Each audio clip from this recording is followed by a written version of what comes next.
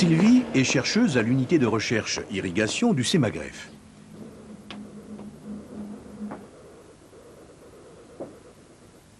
Son métier est de mettre au point des outils économiques d'aide à la gestion de l'eau d'irrigation à l'échelle d'un bassin versant. Et voici l'énoncé du problème qu'elle doit résoudre.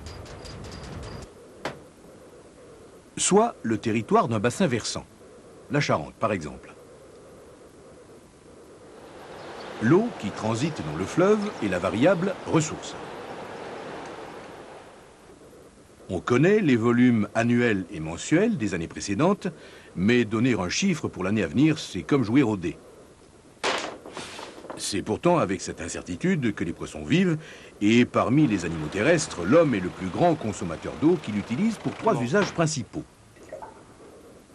L'eau potable, l'eau industrielle, l'eau agricole, qui représente 45% de cette consommation. La plus grande partie est utilisée pour irriguer des cultures. Si l'offre dépassait la demande, Sylvie pourrait éteindre son ordinateur et les agriculteurs pourraient augmenter les surfaces irriguées qui représentent seulement 20% de la surface agricole utilisée. Malheureusement, la Charente apporte une année sur deux moins d'eau que les besoins des 3 mois d'été. Alors, que faire? C'est là qu'intervient l'ordinateur de Sylvie.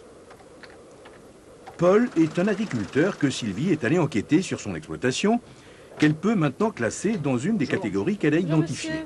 Sylvie Morardet du Oui, CEMAGREF. oui, j'ai eu votre coup de téléphone. Voilà. Donc je vous rappelle que c'est une enquête pour le compte de l'agence de l'eau. Hein? Soit Paul est un céréalier, petit irrigant. Soit Paul est un maïsiculteur. Soit Paul est un céréalier diversifiant ses cultures irriguées. Soit Paul est un polyculteur éleveur. Chaque catégorie est caractérisée par un type de répartition des cultures, ou assolement, induisant à la fois un niveau de dépendance à l'égard de la ressource en eau et un type de revenu. Par exemple, le meilleur revenu est assuré pour le maïsiculteur, mais c'est aussi le plus consommateur d'eau. Il prend donc le risque de tout perdre si la sécheresse lui interdit d'arroser ses cultures. Dans ce cas, ses collègues s'en sortent un peu mieux, car leurs besoins sont inférieurs.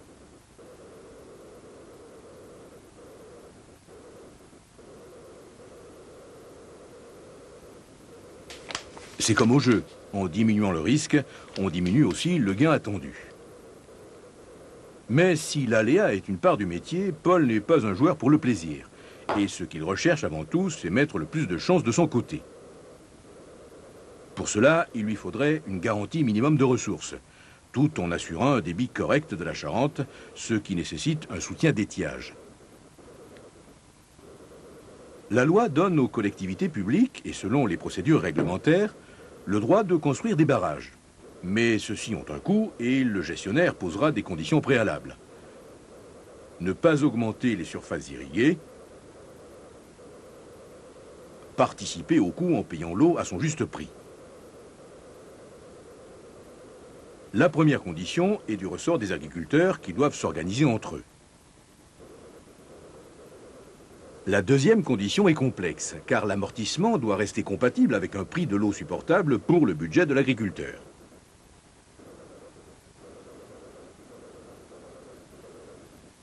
L'ordinateur de Sylvie est encore sollicité pour donner une réponse. On a vu qu'elle avait déjà repéré une relation entre revenus et ressources en eau. Elle introduit maintenant l'hypothèse d'une réserve d'eau qui permet de maintenir le débit minimum d'étiage nécessaire à la vie aquatique et aux autres usages.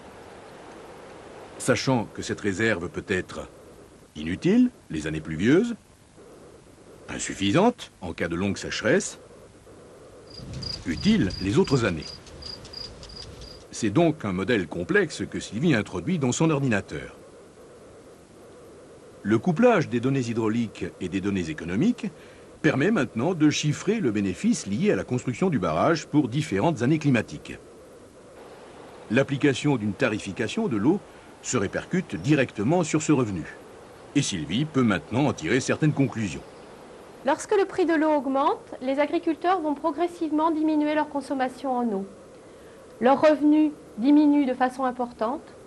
Dans le même temps, le gestionnaire va d'abord augmenter sa recette, puis celle-ci va s'effondrer lorsque les agriculteurs vont arrêter toute irrigation. Il faut donc trouver un compromis entre les intérêts du gestionnaire, ceux des agriculteurs et la préservation du milieu aquatique. Et voilà le travail de Sylvie.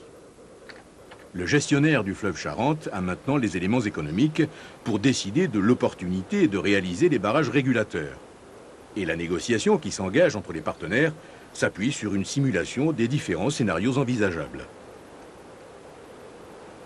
Cette méthode particulièrement souple peut s'adapter à différents contextes et la mise au point de cet instrument économique est l'un des nombreux exemples de recherche appliquée menée par ce partenaire spécialisé du monde agricole et des collectivités, le CEMAGREF.